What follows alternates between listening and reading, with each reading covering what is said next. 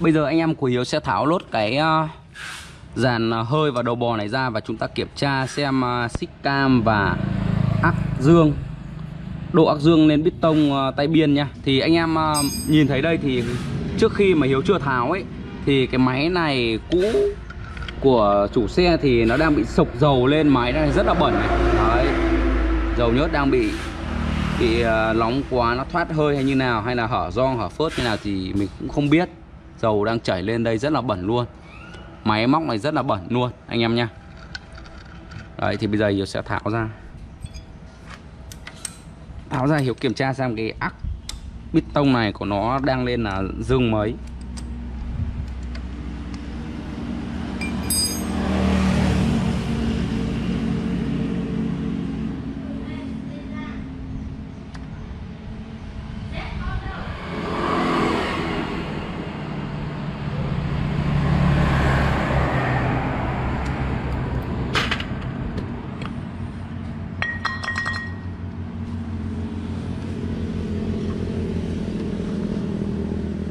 Đấy, anh em nhìn đây thì sau khi Hiếu tháo cái lắp đầu bò ra thì chúng ta sờ đến cái xích cam này rất là trùng luôn anh em nhé. Đấy, rất trùng luôn.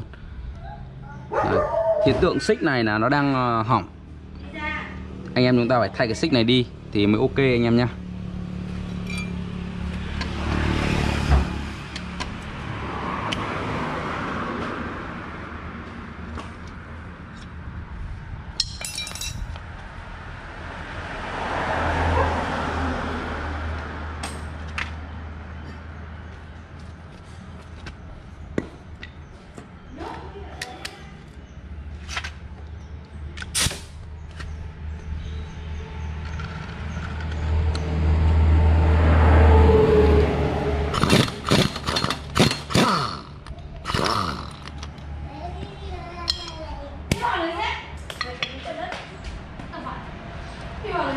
Anh em nhìn cái bánh trung gian này này, nó mòn hết này, chai chết cứng luôn này.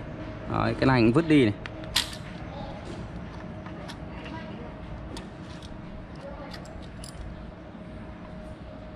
Đây là bánh nhông cam trước thì vẫn ok.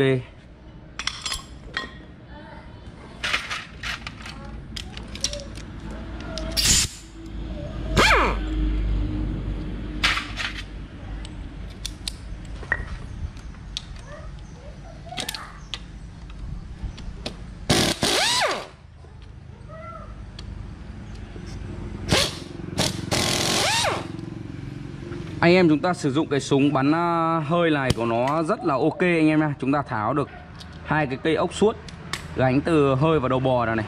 Đấy. Chúng ta bắn phát một ra. Anh em nào mà sửa xe mà chưa có cái súng này ấy, thì cứ liên hệ trực tiếp cho Hiếu qua số điện thoại là 0962 783 889 để đặt mua khẩu súng này nhé. Thì khẩu súng này của Hiếu thì đang cung cấp và phân phối cho anh em thợ rất là nhiều luôn. Đây, khẩu súng này thì nó chả có gì để hỏng cả. Chúng ta sử dụng khoảng tầm 10 năm chưa chắc đã hỏng anh em nha. Súng rất bền.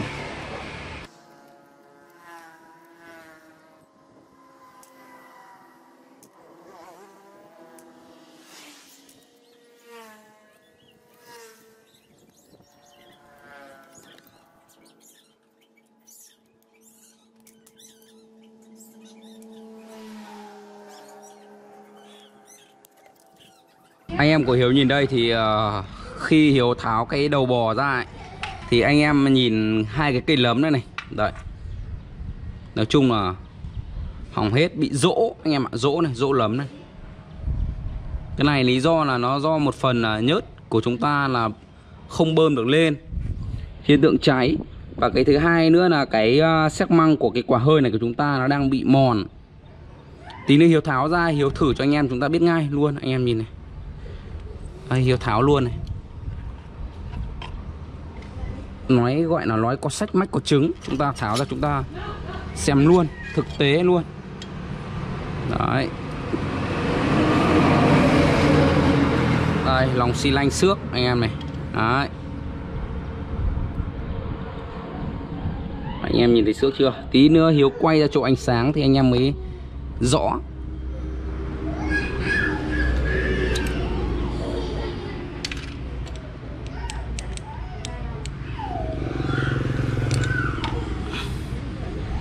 Đây,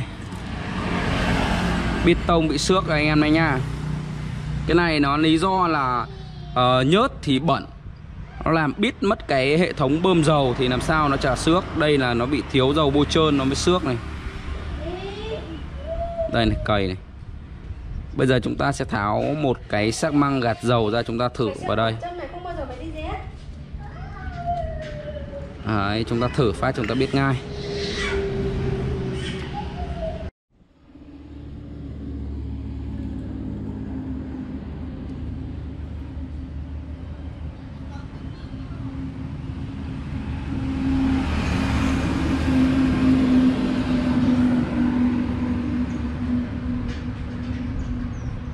Anh em nhìn cái lỗ hở này.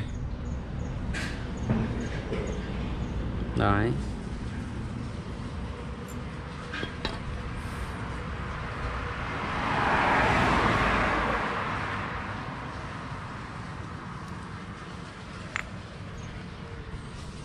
Hiếu kiểm tra cái sắc măng lửa này. Đấy, sắc măng lửa thì nó còn kín hơn một chút này anh em. Đấy. Quả hơi này của chúng ta xước căng thật anh em nhỉ. Tay biên của con xe Uaz SX thì Hiếu đã tháo cái toàn bộ hơi và đầu bò ra đây rồi, thì nó sẽ lộ ra cái tay biên như này. Mà con Uaz SX này thì của nó là đời 2014, thì để đến bây giờ mới được có 6-7 năm thôi. Nhưng mà anh em thấy đấy thì đây cũng là một phần do chủ xe của chúng ta đi dầu nhớt không thay định kỳ, cho nên nó rất là đen. Thì bây giờ mấy hiện tượng nó bị kêu, nó bị gõ nhẹ và tiếng xe xe. Thì nó lộ ra một cái tay như này rồi. Thì đây là một cái ắc. Cái ắc này là ắc cốt không của nó. Thì chúng ta đút vào như này nhẹ nhàng. Mà Hiếu cảm giác đút này là nó hơi bị nắc anh em ạ. Để mà nói lắc để anh em chúng ta mà nhìn trên video ấy thì nó rất là khó. Vì cái này nó tính bằng độ gem nó rất là nhỏ luôn. Anh em chúng ta chỉ cần lắc cảm nhận bằng tay thôi. Đấy, nhưng mà ở bên Hiếu thì nó có những cái sản phẩm mà độ ắc dương lên để chống gõ, chống kêu máy, đúng không ạ? Chống gõ, chống kêu máy. Thì anh em nhìn đây thì ở bên Hiếu thì vẫn đang cung cấp cho anh em thợ rất là nhiều. Anh em nào mà cần ấy, cần những cái sản phẩm ắc dương độ này thì cứ liên hệ trực tiếp cho Hiếu qua số điện thoại là 0962 783 889. Hiếu sẽ gửi cho anh em. Ở xa đến mức độ như nào thì chúng ta cũng cứ liên hệ cho Hiếu. Hiếu sẽ gửi cho anh em trên toàn quốc để anh em chúng ta có thể làm một con máy chống kêu anh em nha. Thì Hiếu sẽ tháo cái này ra.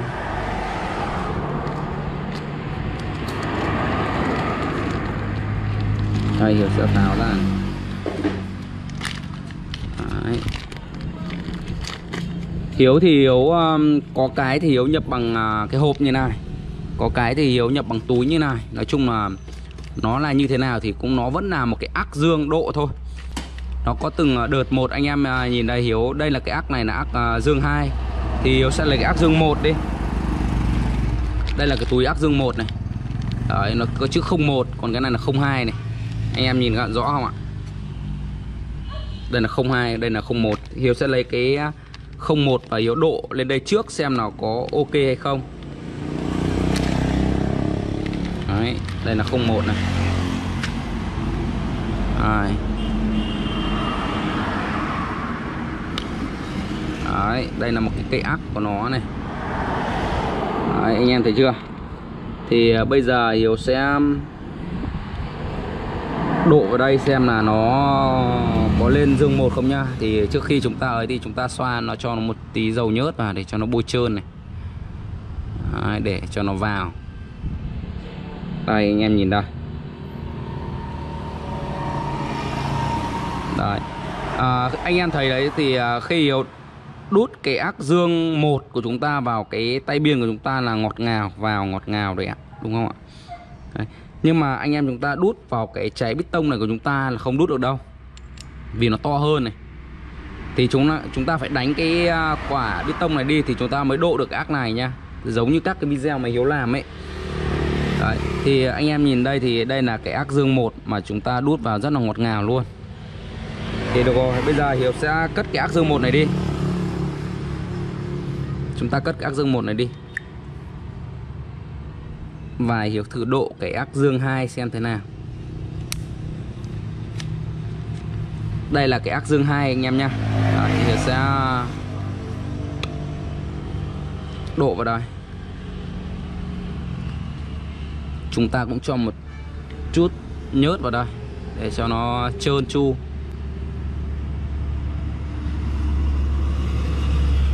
Con này đời 2014 thì nó cũng chạy mới có 675 thôi.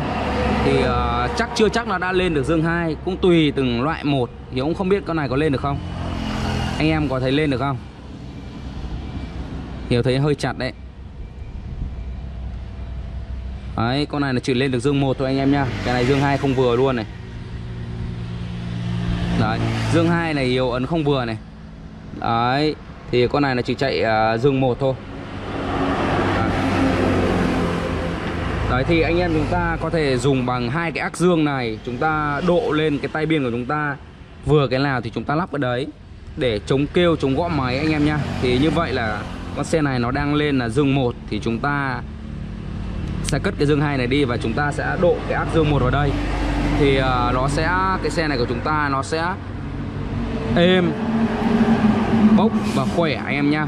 Khi chúng ta lên ga cao nó không có tiếng kêu gõ cọc cọc cọc cọc nữa và nó rất là êm luôn.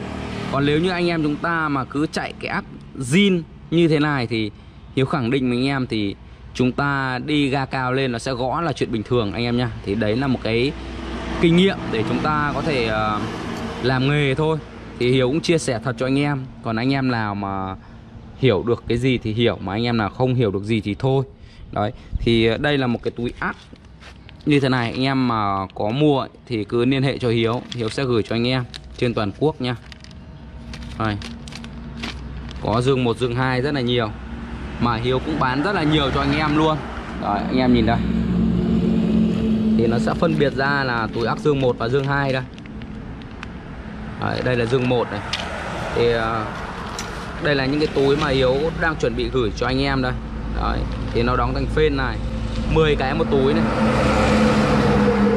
Còn bên này là dương 2. Bên này là dương 2. Đấy, dương 2 này. Đấy. Rồi, video của Hiếu thì đến đây là kết thúc nha. Thì anh em nào mà có nhu cầu mà muốn mua ắc dương để độ lên xe của chúng ta thì cứ liên hệ trực tiếp cho Hiếu qua số điện thoại là 0962 783 889. Thì Hiếu sẽ gửi cho anh em trên toàn quốc. Thì cái tình hình ở ban bệnh của xe này thì nó như vậy thôi. Cái thứ nhất là chúng ta có thể thay đôi lấm này, rồi già lấm, thay đôi phứt gít. Còn hơi thì chúng ta có thể đóng lòng lại, chuyển về cốt không, hoặc là anh em chúng ta có thể doa. Đây là tùy anh em. Còn anh em nào mà thích làm thế nào thì làm. Quan trọng nhất là cái này chúng ta phải độ ắc dương 1. Nếu không chúng ta không độ ắc dương 1 thì xe của chúng ta sẽ kêu gõ là chuyện bình thường nhá. Thì con xe này thì chúng ta sẽ làm lại côn, hơi và đầu bò. Đấy, thì như thế là ổn và nó sẽ là bốc anh em nhá. Rồi, thì như vậy là Hiếu sẽ kết thúc clip tại đây. Thì anh em nào mà muốn mua phụ tùng sửa xe máy hoặc là sách dạy nghề học sửa xe máy thì cứ liên hệ trực tiếp cho Hiếu. Hiếu sẽ gửi cho anh em trên toàn quốc.